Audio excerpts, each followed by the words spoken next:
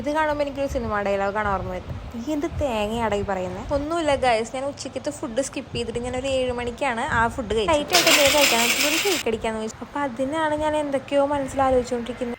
വെള്ളം പോലെയായി guys, because കട്ടയായിട്ടുണ്ടായിരുന്നില്ല. പക്ഷെ നമ്മൾ പെട്ടെന്ന് തീരുമാനിച്ചില്ല, കുഴപ്പമില്ല.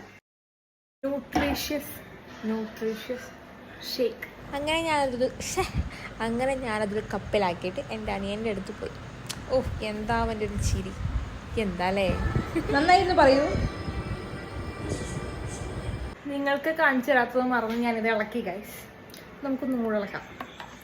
അത്ര വെള്ളമൊന്നുമല്ല, കുറച്ചൊക്കെ ഒരു തിക്ക് കൺസിസ്റ്റൻസി ഉണ്ട്, മനസ്സിലായില്ലേ?